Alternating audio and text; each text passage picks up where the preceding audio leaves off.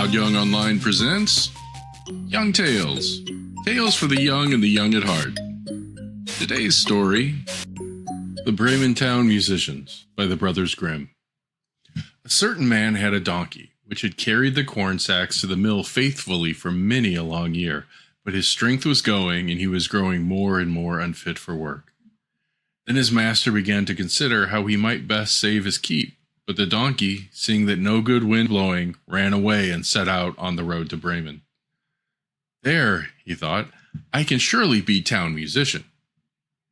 When he had walked some distance, he found a hound lying on the road, gasping like one who had run till he was tired. What are you gasping for, you big fellow? Asked the donkey. Ah, replied the hound. As I am old and daily grow weaker and no longer can hunt, my master wants to kill me, so I have taken to flight. But now how am I to earn my bread? I tell you what, said the donkey, I am going to Bremen and shall be town musician there. Come with me and engage yourself also as a musician. I will play the lute and you shall beat the kettle drum. The hound agreed and they went on. Before long, they came to a cat sitting on the path with a face like 3 rainy days. Now then, old shaver, what has gone askew with you? Asked the donkey. Who can be merry when his neck is in danger? Asked the cat. Because I am now getting old, and my teeth are worn to stumps, and I prefer to sit by the fire and spin rather than hunt after mice. My mistress wants to drown me, so I have run away. But now, good advice is scarce. Where am I to go? Come with us to Bremen. You understand night music, so you can be a town musician. The cat thought well of it and went with them. After this, the 3 fugitives came to a farmyard where the cock was sitting upon the gate, crowing with all his might. Your crow goes through and through one, said the donkey. What is the matter? I have been foretelling fine weather, because it is the day on which Our Lady washes the Christ child's little shirts, and wants to dry them, said the cock. But guests are coming for Sunday, so the housewife has no pity, and has told the cook that she intends to eat me in the soup tomorrow. This evening I am to have my head cut off. Now I am crowing at full pitch while I can. Ah, but Redcomb, said the donkey, you had better come away with us. We are going to Bremen. You can find something better than death everywhere.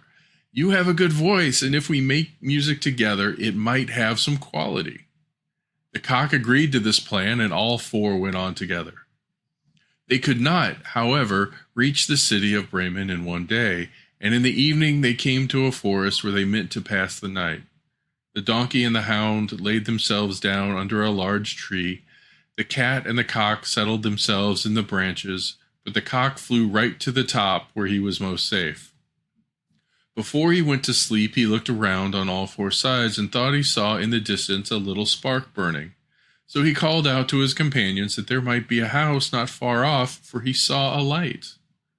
The donkey said, If so, we had better get up and go on, for the shelter here is bad. The hound thought that a few bones with some meat would do him good, too. They made their way to the place where the light was, and soon saw it shine brighter and grow larger until they came to a well-lighted robber's house. The donkey, as the biggest, went to the window and looked in. What do you see, my gray horse? Asked the cock. What do I see? Answered the donkey. A table covered with good things to eat and drink, and robbers sitting at it enjoying themselves. That would be the sort of thing for us, said the cock. Yes, yes. Ah, how I wish we were there, said the donkey. Then the animals took counsel together as to how they could drive away the robbers, and at last they thought of a plan. The donkey was to place himself with his 4 feet upon the window ledge, the hound was to jump on the donkey's back, the cat was to climb upon the hound, and lastly the cock was to fly up and perch on the head of the cat. When this was done, at a given signal, they began to perform their music together. The donkey brayed, the hound barked, the cat mewed, and the cock crowed. Then they burst through the window into the room so that the glass clattered. At this horrible din, the robbers sprang up, thinking no otherwise than that a ghost had come in, and fled in a great fright out into the forest. The four companions now sat down at the table, well content with what was left, and ate as if they were going to fast for a month. As soon as the four minstrels had done, they put out the light, and each sought for himself a sleeping place according to his nature and to what suited him. The donkey laid himself down upon some straw in the yard, the hound behind the door, the cat upon the hearth near the warm ashes, and the cock perched himself upon a beam on the roof. Being tired with their long walk, they soon fell asleep. When it was past midnight, the robbers saw from afar that the light was no longer burning in their house, and all appeared quiet. The captain said, "We ought not to have let ourselves be frightened out of our wits," and ordered one of them to go and examine the house. The messenger, finding all still, went into the kitchen to light a candle, and taking the glistening fiery eyes of the cat for live coals, he held a lucifer match to them to light it. But the cat did not understand the joke and flew in his face, spitting and scratching. He was dreadfully frightened and ran to the door, but the dog who lay there sprang up and bit his leg.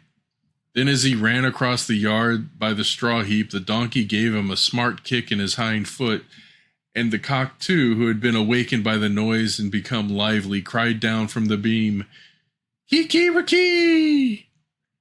Then the robber ran back as fast as he could to his captain and said, "Ah, there is a horrible witch sitting in the house who spat on me and scratched my face with her long claws. By the door stands a man with a knife who stabbed me in the leg. In the yard there lies a black monster who beat me with a wooden club, and above on the roof sits the judge who called out, 'Bring the rogue here to me!' So I got away as well as I could." After this, the robbers did not trust themselves in the house again, but it suited the four musicians of Bremen so well that they did not care to leave it any more. And the mouth of him who last told this story is still warm. The end. Young Tales is produced and narrated by Todd Young from Todd Young Online. If you enjoyed this, please like and subscribe and join us next time for another story. Thank you for your support.